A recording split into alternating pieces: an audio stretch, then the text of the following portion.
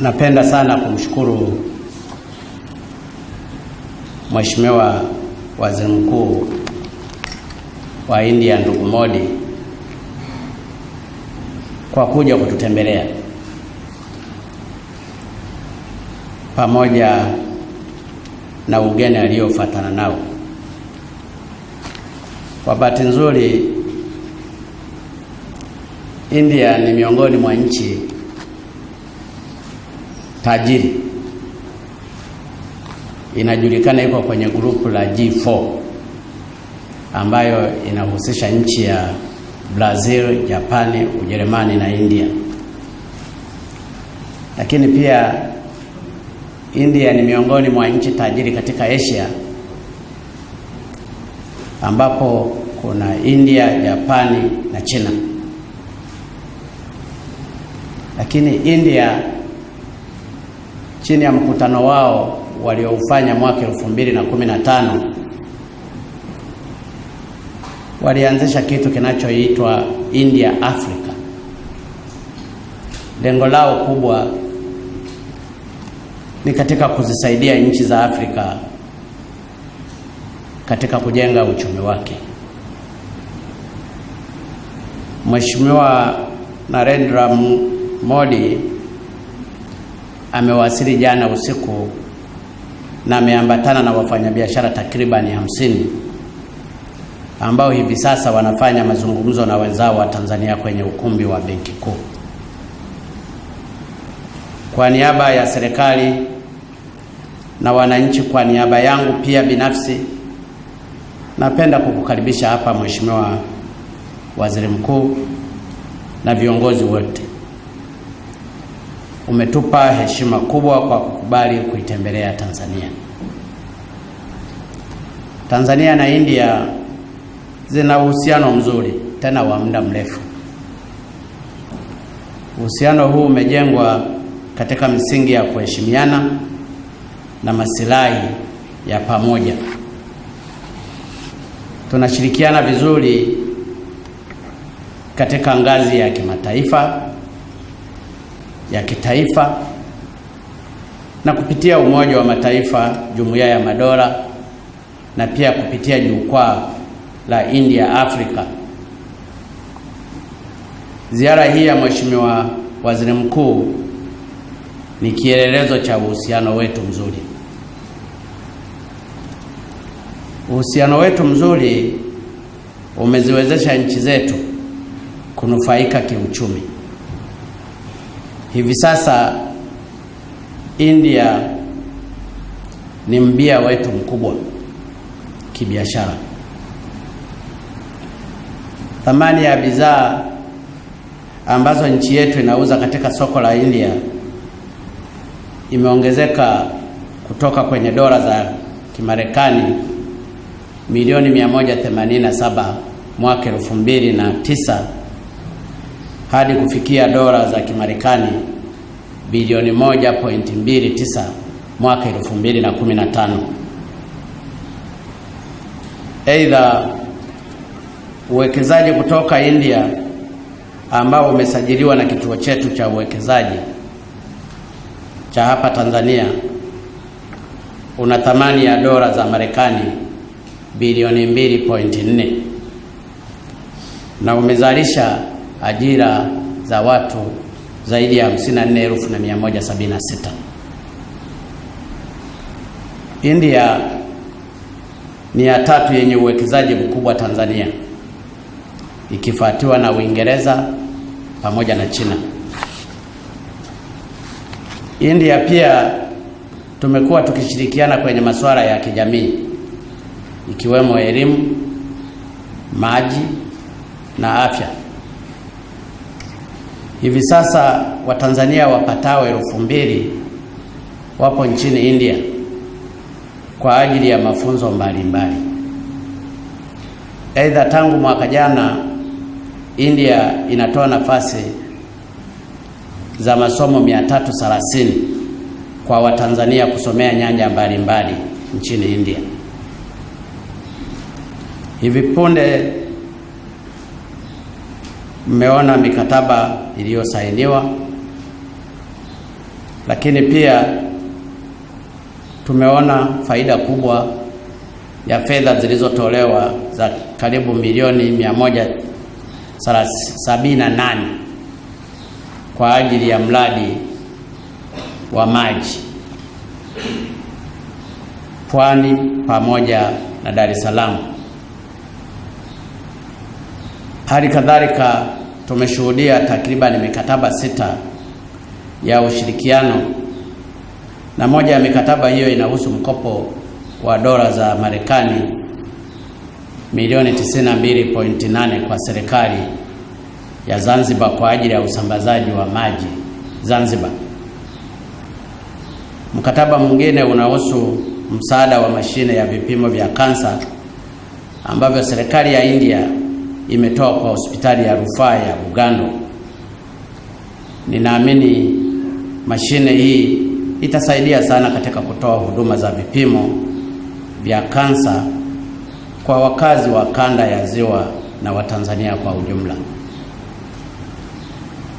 Kwa sababu hizi nilizozitaja na nyingine nyingi, sisi wa Tanzania tuna kila sababu ya kujivunia uhusiano wetu na nchi ya India. Ndugu zangu, kabla ya kuja hapa tumefanya mazungumzo rasmi na Mheshimiwa Waziri Mkuu Modi. Yalikuwa mazungumzo mazuri sana. Tumejadiliana masuala mengi ya kuimarisha uhusiano na mshikamano kati ya nchi yetu mbili. Katika swala la kilimo tumekubaliana kuimarisha ushirikiano kwenye kilimo, hususan kwenye mazao ya jamii ya kunde, yaani kunde, choroko, dengu na kadhalika. Mwaka uliopita Tanzania iliuzia India takriban tani 100,000 zenye thamani ya dola za Marekani milioni 200. India inahitaji takribani tani milioni 7 kutoka nje za mazao ya kila mwaka kwa ajili ya matumizi yake ya ndani. Hivyo tumekubaliana kushirikiana ili kuongeza uzalishaji wa mazao haya hapa nchini na kuingia mkataba wa bei ya mazao hayo ili kuepuka madalali. Na waomba Watanzania wachangamkie fursa hii kwa kulima mazao haya kwa wingi. Kwa sasa soko limepatikana la uhakika bila kupitia kwa madalali ambao hupanga bei zinazowaumiza wakulima. Kuhusu swala la tehama, sio siri tena kuwa India ni kinara kwenye masuala ya teknolojia ya habari. Tunafurahi India imekubali kutusaidia kukuza utaalamu wa masuala ya tehama kwa nchi yetu na kutoa nafasi za mafunzo. Aidha, wamekubali kuleta wataalamu wao hapa nchini, na hii itawezesha nchi yetu kuwa na uwezo wa kutengeneza programu zake zenyewe badala ya kununua kutoka nje. Hili likifanyika, tutaweza kudhibiti usiri wa taarifa zetu, usalama wa nchi, utoaji wa huduma na pia kusimamia vizuri ukusanyaji wa mapato katika nchi yetu, kwa sababu programu zitakuwa ni zetu. Kuhusu swala la viwanda, India imepiga hatua kubwa kwenye eneo la viwanda.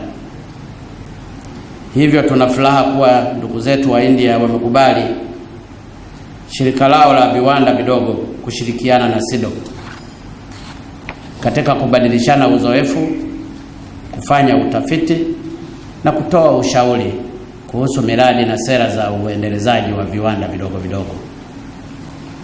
Aidha, katika makubaliano yetu, India itaanzisha vituo vya utamizi, yani incubators, zitakazosaidia wabunifu kunufaika na mafunzo na teknolojia ya India. Ninaamini ushirikiano katika sekta hii utatuwezesha kufikia azma yetu ya kuwa nchi ya uchumi wakati unaoongozwa na viwanda ifikapo mwaka 2025.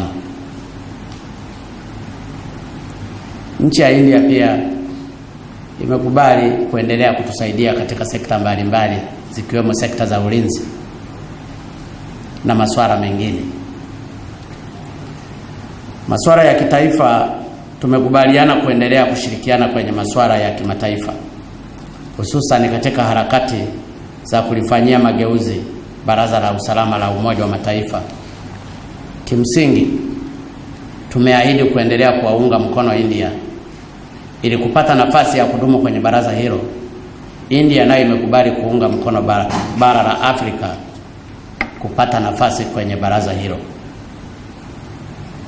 Maeneo mengine tuliyokubaliana kushirikiana ni pamoja na masuala ya elimu, miundombinu, biashara, uwekezaji na kadhalika. Natoa wito kwa taasisi zote zinazohusika kuhakikisha kwamba makubaliano tuliyoyafikia wanayatengenezea mipango kazi mizuri kwa ajili ya kuiendeleza na kuyatekeleza. Lakini katika mazungumzo yetu pia, serikali ya India inayoongozwa na Waziri Mkuu Modi imekubali kutoa dola milioni 500 zingine ambayo zitasaidia katika miradi iliyo katika kipaumbele katika nchi yetu. Lakini pia nimemwomba Mheshimiwa Modi na amekubali kwamba katika masuala ya afya, Tanzania huwa tunatumia 80% ya fedha zetu zinazohusiana na mambo ya afya kununulia madawa, na 100% ya fedha zinazohusiana na vifaa vya madawa huwa tunaagiza kutoka nje. Wenzetu India ni wataalamu wa masuala haya, huwa wanatengeneza madawa mazuri, lakini pia wanatengeneza vifaa vizuri. Nimemwomba na amekubali kwamba atatuma wawekezaji waje wawekeze katika nchi ya Tanzania ili wajenge pharmaceutical industries au viwanda zitakazokuwa zinaweza kutengeneza madawa ya malaria, madawa ya magonjwa ya moyo, figo, kisukari, antibiotics, dawa za drip na kadhalika. Lakini pia waje wawekeze katika kutengeneza vifaa vitakavyokuwa vinatumika kwenye hospitali zetu. Kwa njia hiyo tutakuwa tumepunguza gharama za kununulia na kuagiza madawa nje na vifaa kutoka nje. Lakini pia kwa sababu ya senta nzuri ya Tanzania, na hasa kwa sababu iko ndani ya SADC na East Africa Community, tutakuwa tumecreate biashara pia kwa nchi zilizo wanachama wa SADC, lakini tutakuwa tumecreate kazi kwa Watanzania na kupunguza gharama hizo. Lakini nimemwomba pia kwamba Tanzania tunanunua sana pikipiki kutoka India, tunanunua bajaji, ni wanunuzi wazuri wa magari ya Tata, ni wanunuzi wazuri wa magari ya Leyland yanayotengenezwa kule. Nimemwomba Mheshimiwa Waziri Mkuu aone uwezekano wa kuchukua viwanda mmoja au viwili kutoka kule, aje vihamishie Tanzania viweze kuanza kuassemble hizo pikipiki au bajaji au matrekta au magari, ili Watanzania wapate ajira, lakini pia Tanzania iwe moja ya soko na ikusanye ushuru. Hilo nalo amesema anakwenda kulishughulikia. Lakini lingine amelizungumza yeye na mimi nimemkubalia kwamba Tanzania tuna madini ya kila aina, na Tanzania ndio wauzaji wakubwa wa madini ya aina ya Tanzanite kule India. Lakini mbali ya kuwa na Tanzanite, Tanzania sasa hivi na madini ya kila aina, na amesema kule India wanapenda sana dhahabu za Tanzania. Lakini si dhahabu tu, sasa hivi tuna madini mengine pamoja na gesi. Tuna gesi mpaka ya helium, lakini nina uhakika palipo na helium ambayo ni inert gas au wengine wanaita noble gas, lazima tutakuwa na xenon, lazima tutakuwa na argon. Hizo zote tunazo. Lakini pia tuna madini ya methane na ethane ambayo yanapatikana kule kusini mwa Tanzania. Amekubali kuja kushirikiana na Tanzania katika kitu kinachoitwa win-win situation. Sisi tupate na wao wapate, sio wao wapate sisi tukose, kwa kutumia wataalamu wao na wataalamu wetu katika kujenga uchumi wa nchi yetu. Na mimi nimemkubalia hilo, kwamba wataalamu wetu na wizara zinazohusika zijiandae kikamilifu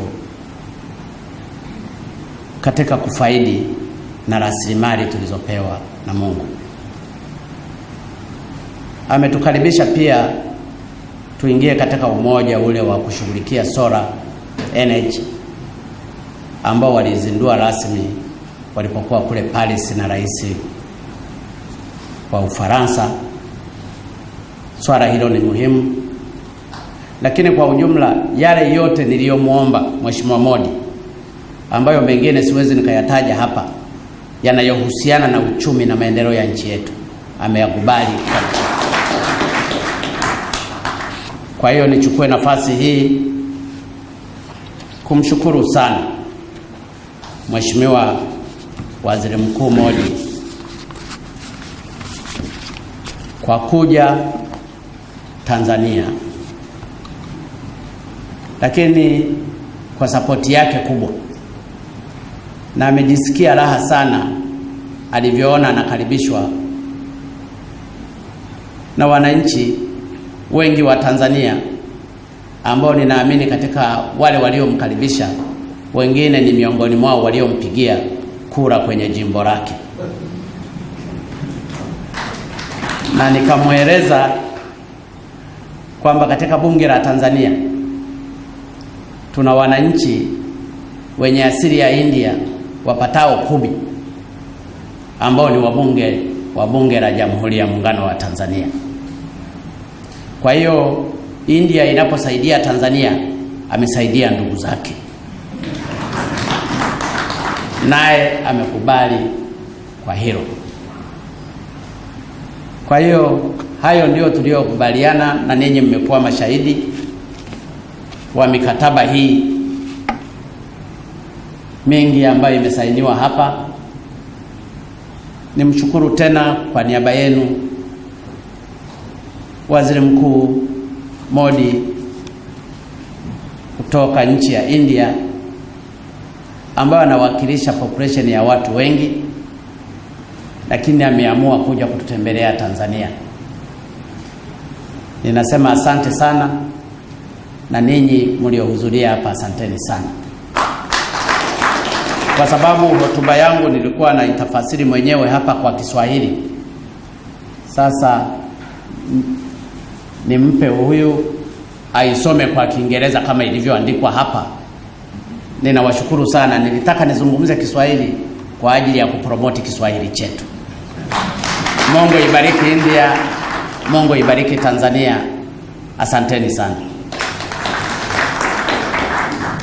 Ni Rais wa Jamhuri ya Muungano wa Tanzania Dr. John Pombe Magufuli akitoa hotuba yake kwa wananchi wa Tanzania na India wakati wa ziara ya Waziri Mkuu wa Jamhuri ya India Mheshimiwa Narendra Modi. Kwa upande wake Waziri Mkuu wa India Narendra Modi naye akayasema haya katika hotuba yake. Today on day 4 of my visit to 4 African countries, it is indeed a pleasure to be in this vibrant city of Dar es Salaam.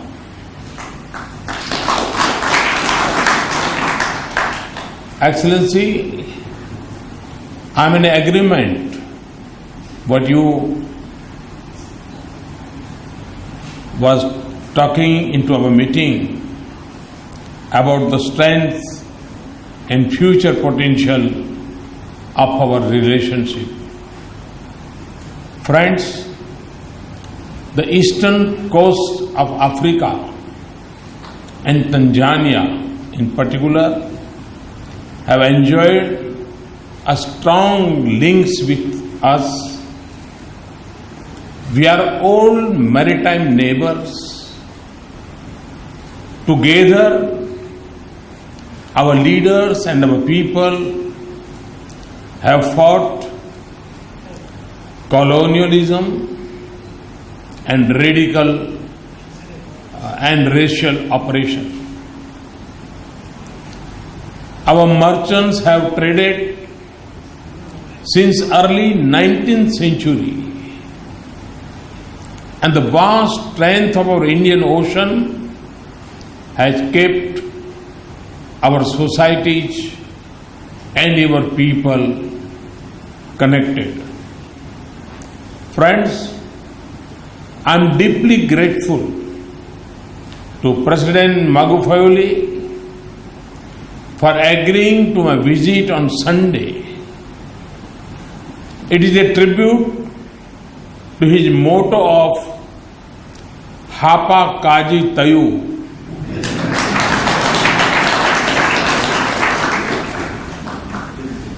meaning work and work only. President Magufuli has a vision for nation building, development and industrialization, a vision that is my dream for India too. Friends, India is already a substantial economic partner of Tanzania. The whole range of our economic ties are healthy and on upswing. Our two-way natural trade stands at around $3 billion. Indian investments in Tanzania already total around $3 billion, and Indian businesses in Tanzania continues to grow and expand. We consider it our privilege to be a trusted partner in meeting Tanzania's development priorities. Today, President Magufuli and I held detailed discussions on the full spectrum of our partnership. Our focus was to shape an action-oriented agenda of cooperation so that we talk these of potential and more of achievements on the ground. We agreed that our common desire of economic prosperity for our societies is creating new opportunities for expanding our cooperation. For this, both of us felt that we need to, one, deepen our partnership in agriculture and food security, including through enhanced export of pulses from Tanzania to India. Two, work together in development and use of natural gas. 3, partner in building up industrial economy capacities and institutions in Tanzania. And 4, deepen our trade and investment partnership by encouraging greater industry to industry ties. Friends, as a developing country, India understands the need and urgency to improve the lives of our people. And as a friend, what you want to achieve for your people would also be the focus of our efforts. In this regard, the completion of $100 million for increasing water supply to Dar es Salaam is a good achievement. We have just now signed an agreement for $92 million line of credit for water supply system in Zanzibar. We are also working on a number of other water projects for 17 cities. And for this, India is willing to consider an additional $500 million line of concessional credit. Public health is another important area of our engagement. We are ready to meet the healthcare priorities of the Tanzania government, including of supply of medicines and equipment.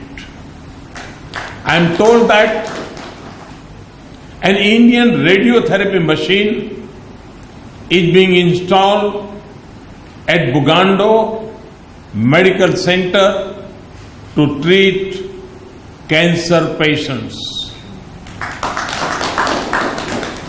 Education, vocational training, and skill development are other areas of our priority and where India is willing to offer all possible assistance.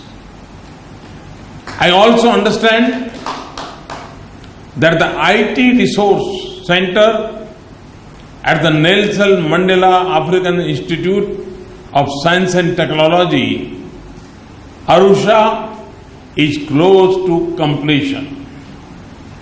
India's cooperation with Tanzania will always be as per your needs and your priorities. Friends, being neighbors across Indian Ocean, President and I agreed to deepen our overall defense and security partnership, especially in the maritime domain. Our in-depth discussions on regional and global issues reflected our considerable convergence on issues of common interest and concern. We agreed to work closely, bilaterally, regionally, and globally to combat the twin threats of terrorism and climate change. On climate change, India had led the efforts to form an international solar alliance at COP21 in Paris. In this alliance, which had the support of over 120 countries, we welcome Tanzania as a crucial partner. Friends, we in India, we had the honor to receive every president of Tanzania. I look forward to welcoming President Magufuli in India at the earliest possible opportunity. Let me, in the end, thank you, Excellency, the President, for your friendship and for receiving me so warmly. Thank you.